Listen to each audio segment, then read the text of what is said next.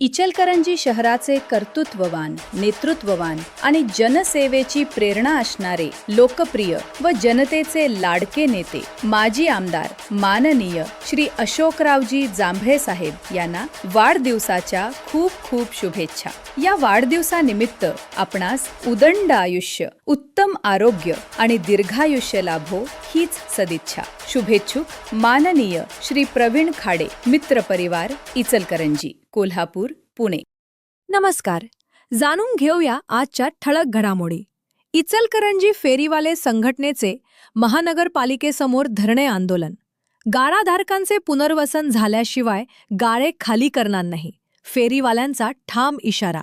इचलकरंजी महानगरपालिकेनं ई-बस प्रकल्पाच्या अनुषंगानं शहरातील बस स्थानक परिसरात आवश्यक सुविधा उभारण्यासाठी बस स्थानकासमोरील जागा निश्चित केली आहे। या प्रस्तावित प्रकल्पासाठी त्यासमोरील असलेले गाळे तसेच इचलकरंजी शहर वाहतूक शाखेचे कार्यालय अन्यत्र हलवण्याचा निर्णय महानगरपालिकेच्या सभेत घेण्यात आला असून मात्र या निर्णयाविरोधात इचलकरंजी फेरीवाले संघटनेनं महानगरपालिकेच्या प्रवेशद्वारासमोर धरणे आंदोलन करत तीव्र नाराजी व्यक्त केली। फेरीवाले संघटनेच्या पदाधिकाऱ्यांनी सांगितले की संबंधित गाळाधारकांचे योग्य पुनर्वसन आणि पर्यायी व्यवस्था केल्याशिवाय कोणत्याही परिस्थितीत गाळे खाली करता येणार नाहीत।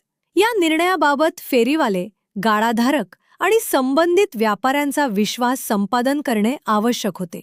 मात्र प्रशासनाकडून कोणतीही सविस्तर चर्चा अथवा विश्वासात घेण्याची प्रक्रिया झालेली नसल्याचा आरोप संघटनेने केला। संघटनेच्या मते सध्या थोरात चौक परिसरात फेरीवाला झोन अस्तित्वात असून अनेक फेरीवाले आणि लहान व्यावसायिक आपली दैनंदिन उपजीविका त्यावर अवलंबून ठेवून व्यवसाय करत आहेत। त्यामुळे कोणताही निर्णय घेताना त्यांच्या रोजगाराचा विचार करणे गरजेचे आहे। प्रशासनाची ही संकल्पना एकतर्फी आणि हुकुमशाही पद्धतीने राबवली जात असल्याची भावना अनेक फेरीवाल्यांनी व्यक्त केली। यावेळी संघटनेच्या वतीनं स्पष्ट करण्यात आले की सर्व गाळाधारकांचे पुनर्वसन आणि पर्यायी जागेची व्यवस्था झाल्याशिवाय कोणत्याही प्रकारे गाळे खाली करण्यात येणार नाहीत। या भूमिकेला सर्व फेरीवाले संघटनांनी एकमतानं पाठिंबा दिला आहे। धरणे आंदोलनाच्या पार्श्वभूमीवर महानगरपालिकेचे उपमहापौर अनिल दाऱ्या, नगरसेवक तानाजी पोवार, शहाजी भोसले, शशिकांत मोहिते आणि भाऊसो आवळे यांनी आंदोलकांची भेट घेऊन चर्चा केली। फेरीवाले संघटनेला विश्वासात घेऊनच पुढील निर्णय घेतला जाईल।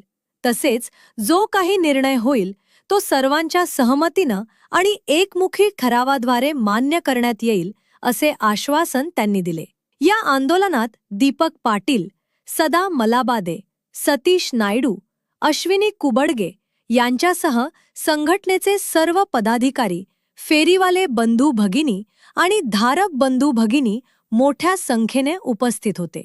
अशाच लेटेस्ट अपडेटसाठी आमच्या यूट्यूब चॅनलला सबस्क्राईब व इंस्टाग्राम अकाउंट फॉलो नक्की करा व तुमच्या कमेंट आम्हाला नक्की कळवा।